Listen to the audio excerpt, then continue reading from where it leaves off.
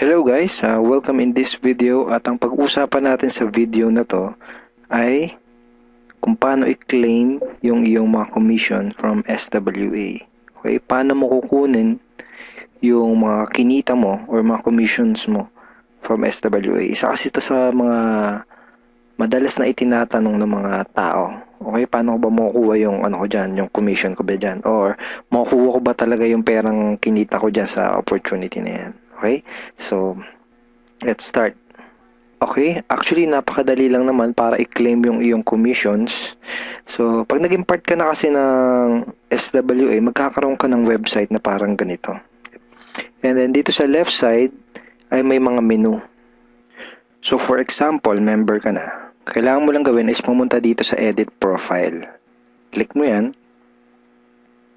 And then dito sa edit profile, makikita mo yung payout detail. Okay? Dito sa payout detail, diyan mo ilalagay kung saan mo gustong matanggap o ma-receive yung iyong mga commissions. So, marami tayong options para ma-claim mo yung iyong commissions. Okay? Ito yung ilan sa mga payout options natin. Through banks, pwedeng BPI, BDO Union Bank, HSBC, pwedeng Globe, GCash, Smart Money. And kung wala ka pang bank account and kung ayaw mo din ng GCash, ayaw mo din sa Smart Money, pwede mo kunin yung commissions mo through LBC and Western Union. So, very flexible. Flexible yung payout natin. And then, isa sa mga kumuntanong, paano ko pag nasa ibang bansa ako? Paano kung OFW ako? Paano ko makukuha yung aking commissions? Pwedeng, ang gamitin mo is through PayPal. Okay? So, free lang naman ng mag-register sa PayPal. Gagawa ka lang ng account dyan. And bali ang mangyayari is SWA will send your commission doon sa PayPal account na gagawin mo. And then, pag yung commission mo is nasa PayPal na, pwede mo nang i-transfer yung pera mo from PayPal papunta doon sa bank account mo. Most of the banks ngayon ay meron na silang online banking and PayPal linking. Okay? For example, is Union Bank and BDO. I'm not sure with BPI. Pero most of the banks ngayon is pwede mo nang i-link yung PayPal mo. Ibig sabihin, kapag yun nakatanggap mo na yung money mo from PayPal, pwede mo na i-transfer yun papunta sa yung Union Bank and BDO. Okay? And another option na ginagawa din na yung karamihang mga OFW nating members, they claim their commission through Western Union. So, para malaman ng mga admins ng SWA kung saan nila ipapadala yung commissions mo, kailangan dito sa payout detail mo naka-indicate kung saan mo gustong ma-receive yung mga commissions. Okay, so ano ang ilalagay mo dyan? Okay, para malaman at para masiguro natin na mapupunta at ma-receive mo yung iyong mga commissions. Okay. Let's say for example, ang napili mong option is bank transfer. Kailangan mo lang ilagay dito sa payout detail ay itong mga information na to. BDO, account name, account number. So, basically, halos yan lang talaga eh. Account name and account number. Ganun din sa Union Bank, sa BPI. Okay? So, paano yan? Lagay mo lang dito sa payout detail ay ganito. BDO.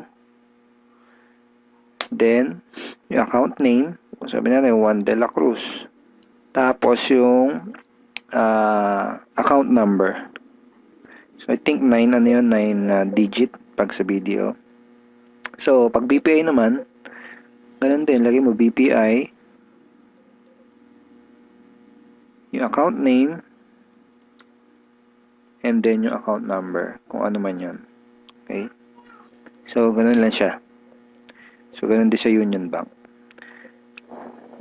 Let's say ang napili mo namang payout option is GCash or Smart Money. Kailangan mo lang ilagay kung GCash is yung account number. Pag Smart Money, Smart Money card number. Very simple lang. Kung GCash, lagay mo GCash. Then yung number mo. Parang ganyan. So kung Smart Money naman, lagay mo Smart Money. Tapos yung Smart Money card number mo. Kung ano mang number. I think. Okay? Parang ganyan. Okay, pag sa PayPal naman, ang ilalagay mo lang dun sa dito sa payout detail ay yung email address na ginamit mo pang-register dun sa PayPal account mo. So, yun lang, email lang. Okay? So, kung Western Union naman or LBC, ang details na kailangan mo ilagay doon sa payout detail is yung iyong full name, address, and contact number. So, balik ka ulit dito sa edit profile mo. So, full name. Kung yung nakalagay dito is yung full name mo talaga, hindi mo na kailangan ilagay dito sa payout detail yung full name mo kasi yan na nga full name eh. Pero kung for example hindi full name mo yung ni-register mo nung gumawa ka ng account, you need to put your complete name dito. Ibig sabihin kung ano talaga yung pinaka-complete name mo. So lagay mo muna Western Union. Western, kahit ganyan na lang. Yun. Okay, kahit Western lang, understood na yun eh.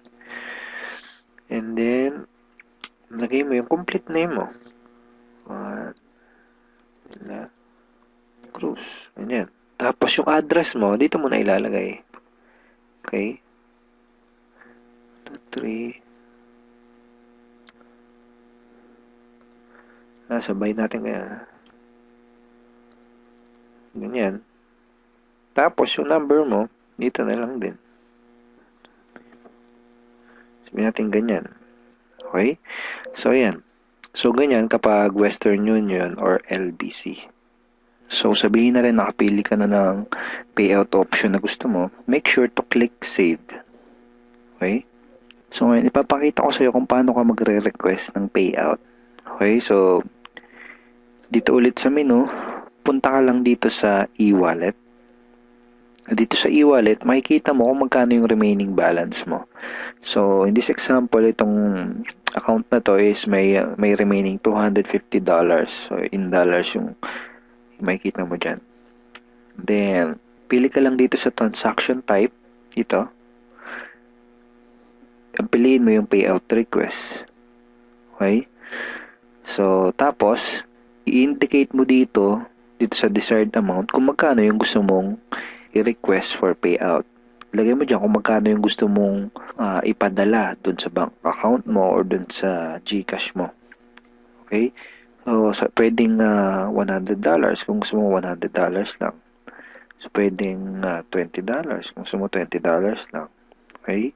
Pwedeng gusto mo lahat, pwede din. Hindi kailangan na may iwan dito. So, pwede maging 0 yung balance mo dyan. So, pag nakapag-decide ka na, just click submit. Then, makikita mo na okay na yun kapag lumabas na dito sa remarks. And that's it. Marireceive na ng admin yung request mo. Then, matatanggap mo na yung yung commissions mo. So, kapag through PayPal yung payout na pinili mo, usually within 24 to 48 hours bago mo ma-receive yung payout. Kapag money transfer naman, kapag through bank, up to 5 working days bago mo matanggap. So, in my personal experience, every time na magre-request ako, sa pangatlong araw, nare-receive ko na kaagad. Pero, yan, up to 5 days na talaga makukuha mo na at matatanggap mo na yung iyong commission. Pag GCash and Smart Money naman, medyo mas mabilis. Okay? So, thank you so much for watching this video. This is Edward Reformina. And kung hindi ka pa part ng Team Unstoppable Internet Entrepreneurs, at kung hindi ka pa part ng SWA, I'm personally inviting you to become part of this team and this online opportunity now. Kontakin mo kaagad yung taong nag-introduce sa'yo ng business na to. Because me personally and the rest of the team is very willing to help and guide you in this opportunity. We are very willing to help you get the result na gusto mong makuha. Okay? We will help you, we will guide you na ma-achieve mo yung mga goals na gusto mo. Just to show you our commitment in helping you, we have exclusive trainings na ginawa na hinanda para sa'yo para magawa mo yung business ng tama, para magkapagsimula ka ng maayos sa business na to, para hindi ka maiwan mag-isa. Okay? And part din ng commitment namin na tulungan ka sa negosyo na to is we provide you with the exclusive tools na mga gamit mo para magawa mo ito ng negosyo na to na mas madali at mas mabilis. Alright, so once again, kontakin mo kagad yung taong nag-introduce sa'yo ng ng opportunity na to, and make sure na he's part of Team Unstoppable Internet Entrepreneurs, because itong mga tools na pinakita ko sa iyo are exclusive to our team only. So again, thank you so much for watching this video, and God bless you, and bye-bye.